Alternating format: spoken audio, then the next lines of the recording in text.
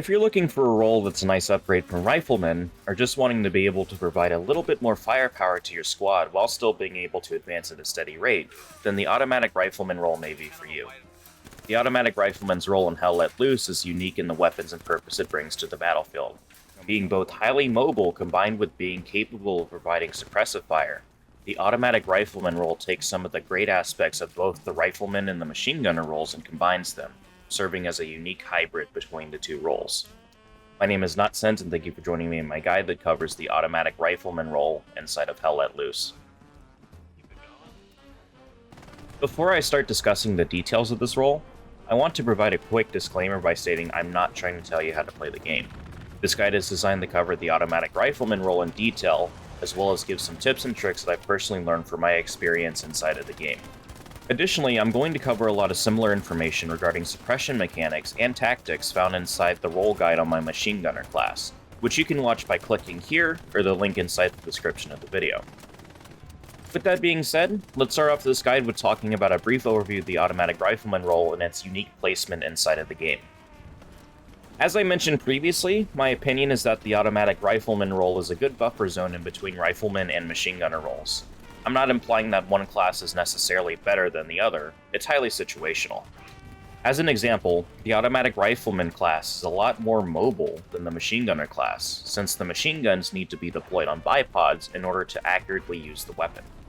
On the other hand, this role is equipped with either an automatic rifle or a submachine gun, so the weapons provide a decent amount of firepower for its mobility, being especially effective in close to mid-range combat.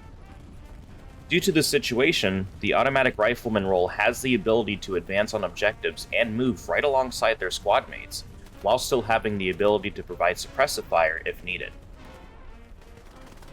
Discussing the suppressive fire aspect more in detail for a moment, since the Automatic Rifleman classes are either equipped with a magazine-fed rifle or a submachine gun, you don't have to worry about being super precise with your shots all the time. The higher amount of firepower combined with the higher ammo capacity means that just knowing the general direction of the enemy is enough information to send lead down range. This gives the effect of making the enemy keep their heads down as well as gives them the suppression effect, which makes their screen blurry and less effective in fighting back. This, in turn, makes it easier for your squad or other teammates to engage them. Overall, although this role has a little less supportability than the Rifleman class due to its lack of ammo box, the Automatic Rifleman role is still a good stepping stone for Riflemen in terms of being able to support your team in direct combat and provides the ability to be a little bit more effective when it comes to firefights and engagements with enemies. So now that we've covered a brief overview of the class and its unique position inside of the infantry lineup, let's discuss the details for the actual weapons and equipment that can be used inside of the game. Each of the factions have their own standard issue class, which is unlocked automatically.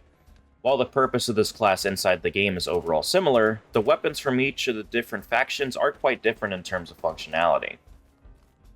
Starting with the United States, the primary weapon for their standard issue loadout is the Browning Automatic Rifle, or BAR. The BAR is equipped with a 20-round box magazine that fires the same 30-06 rifle cartridge as the standard issue rifle for the faction, which is the M1 Garand. Because the BAR fires a full-size rifle cartridge, this means that the weapon is powerful, consistently incapacitating enemies in one shot, at least in my experience. Another benefit of the full-size cartridge is that it has better ability for suppression, making the suppression effect more intense with each shot. The only noticeable downside of this weapon is that it has a large amount of recoil. I would recommend only using single shots with this weapon, unless the enemy is very close to you. While the BAR is good at using short bursts for suppression at range, I would only recommend single shots, unless suppressing the enemy or in close quarters combat. For Germany, their standard issue class is equipped with the STG-44 assault rifle. This weapon is equipped with a 30-round magazine and fires an intermediate cartridge. The STG-44 is the closest thing inside of Hell Let Loose to a modern-day assault rifle, so players who are coming over from other games such as Squad or Rising Storm 2 may have an easier time using this weapon. Personally, I find that the STG-44 is a lot more accurate when it comes to burst firing. The recoil is much more manageable, and the 30-round magazine is nice to have for longer suppression duration. Finally, for the Soviet Union, their standard issue loadout is equipped with a PPSH-41 submachine gun and a 71-round drum magazine. Personally, I find this weapon difficult to use, even for suppression at distances over 50 meters away. I try my best to stick strictly to close quarters engagements with the PPSH.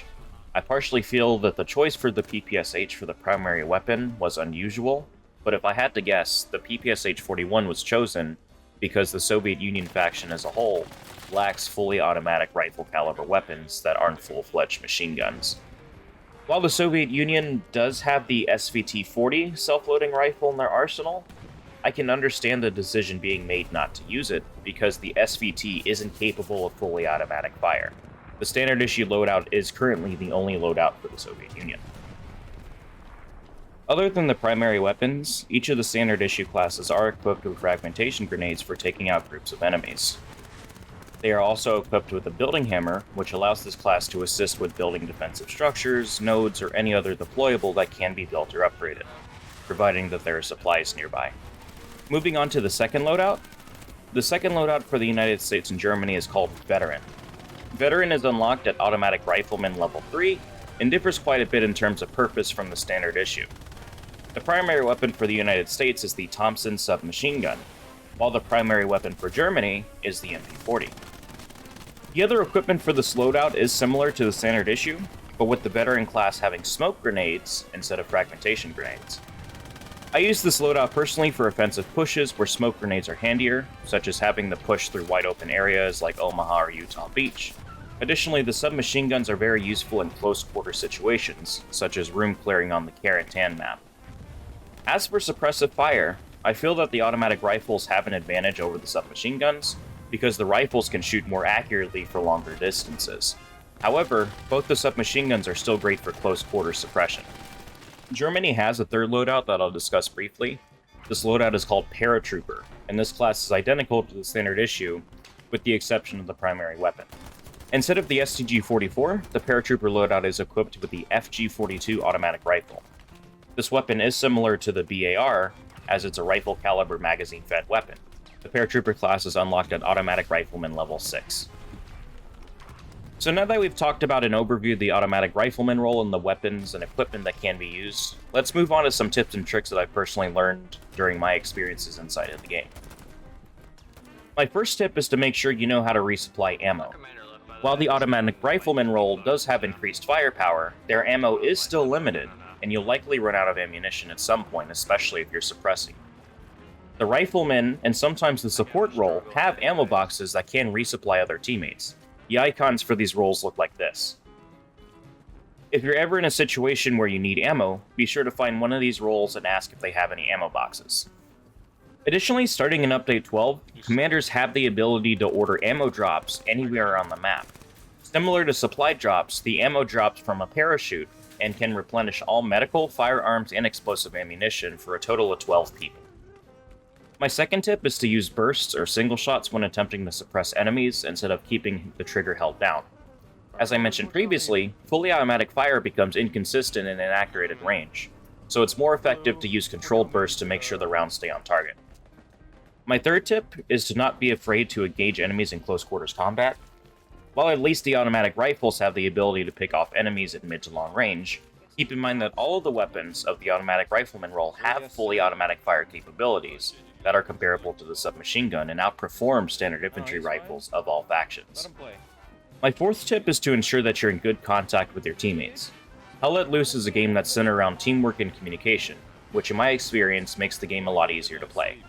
At the very minimum, talking to your teammates gives you a better idea of where enemy positions are located, as well as what direction they're pushing or defending an objective from. This is a huge benefit when playing the Automatic Rifleman role.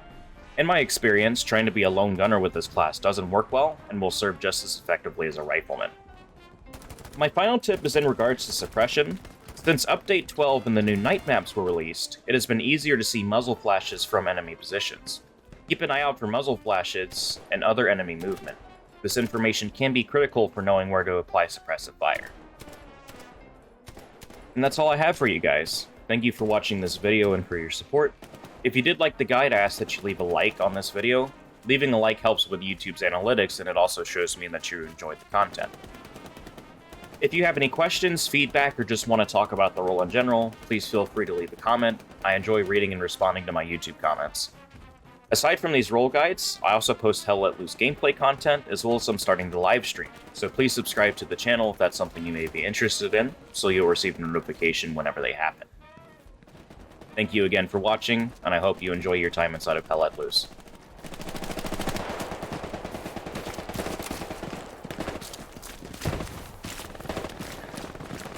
Richard.